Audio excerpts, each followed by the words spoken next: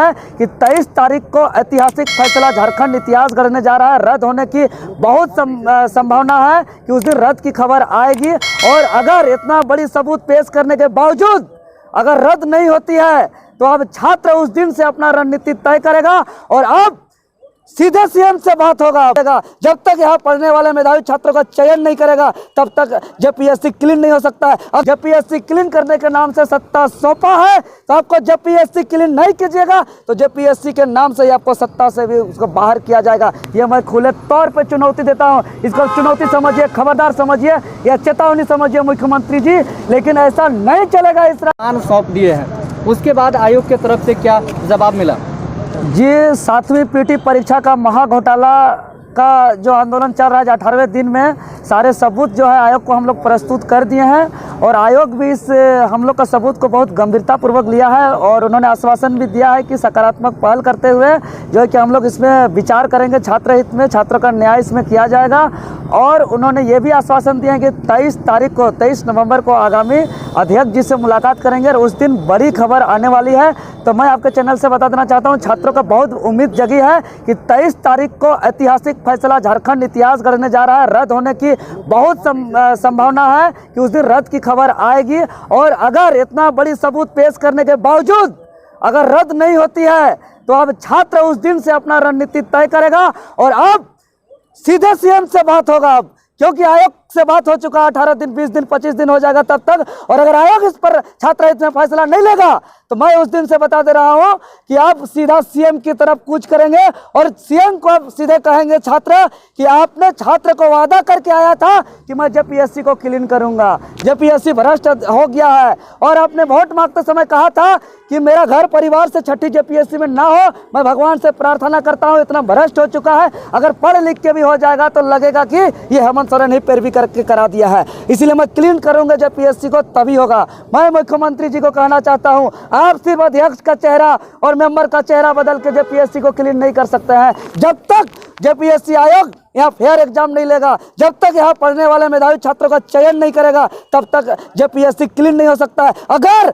आप JPSC clean करने का नाम से सत्ता पे बैठे हैं और जेपीएससी को चेहरा बदल कर सिर्फ महज क्लीन करना चाहते हैं और जो है कि पूरा सेटिंग गेटिंग करके अपने ही पुत्रों को और पैरवी और दामादों को जो अपने बाल बच्चा को अंदर करना चाहते हैं तो झारखंड के छात्र ऐसे ही नहीं बैठेंगे और ऐसे ही जो है कि हम लोग जो है कि ऐसे ही यहाँ समय बर्बाद नहीं करेंगे।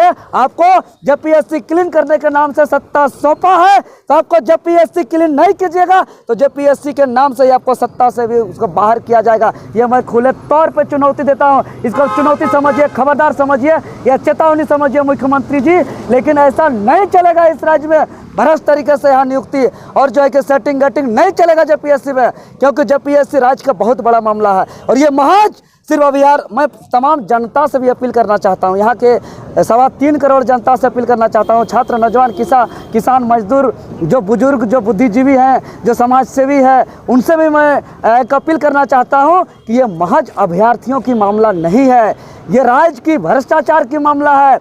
ये राज्य की सबसे बड़ी संस्था है जहां से चयनित होकर अधिकारी जो होंगे इस राज्य के सबसे निचले स्तर, जो गरीब हैं, जो किसान, जो मजदूरी का काम करते हैं, जो जल जंगल झाड़ में जो है कि लकड़ी चुनने का काम करते हैं, जो रिक्शा टेम्पू चलाने का काम करते हैं, जो लेबर कुली का काम करते हैं, वैसे लोगों से जुड़ के इनको सेवा करने का काम करते हैं। इसीलिए ये भ्रष्ट तरीके से चयनित ये नहीं चलेगा इस राज्य में। अब मैं ये बार बार घोषणा करता हूँ, ये हमारा निर्णायक लड़ाई है और निर्णायक संघर्ष है। ये संघर्ष जब तक जारी रहेगा तब तक ये ऐतिहासिक रूप से जो है कि इसको रद्द नहीं करती है। हमारा डिमांड एक ही है, रद्द मतलब रद्द।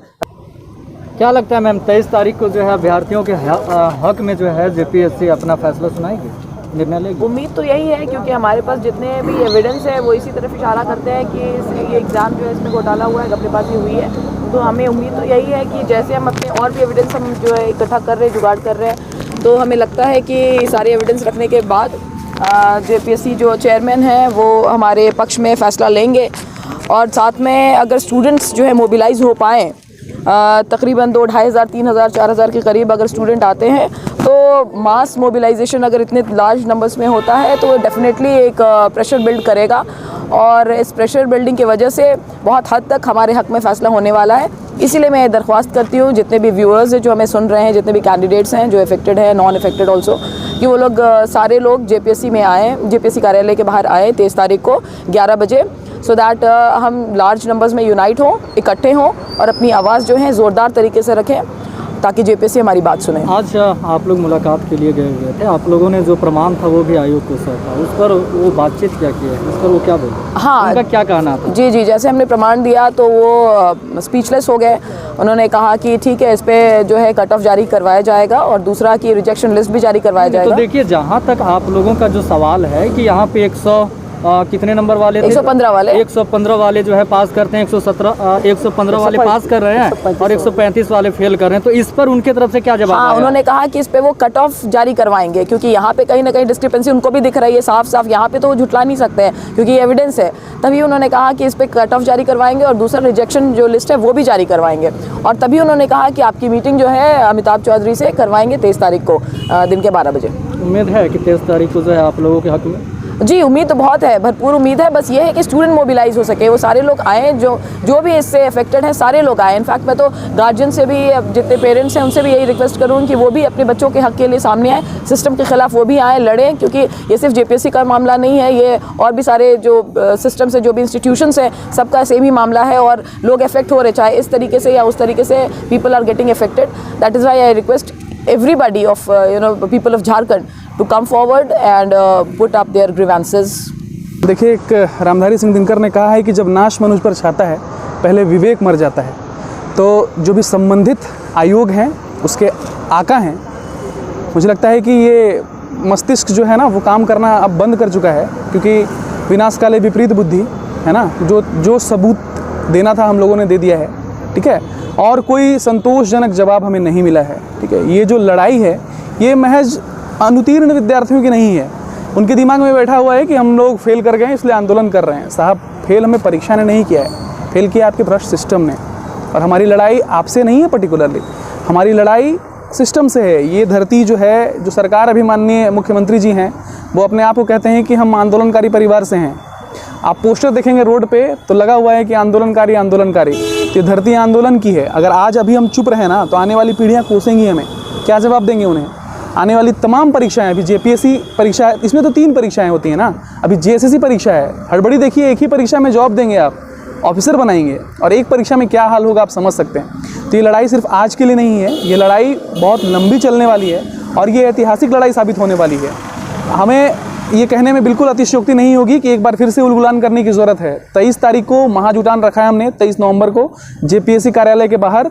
मैं आपके चैनल के माध्यम से तमाम युवाओं को, जो अभी पढ़ रहे हैं, जो तैयारी कर रहे हैं, उन तमाम युवाओं को, उनसे मैं आग्रह करूंगा कि आप ज़्यादा से ज़्यादा संख्या में आएँ, इस मुहिम का हिस्सा बने, ताकि आपके अंदर भी एक संतुष्टि रहे कि हमने गलत के लिए आवाज़ उठाई है। देखिए, कहीं ना कहीं आप जो है जुटान के लिए आवाज़ लगा रहे हैं युवाओं को, तो ऐसा प्रतीक हो रहा है कि JPSC की तरफ से जो है कोई आप लोगों के हक में फैसला आने वाला नहीं है। देखिए, अगर विश्वास होता तो हम सड़कों पर क्यों होते हैं?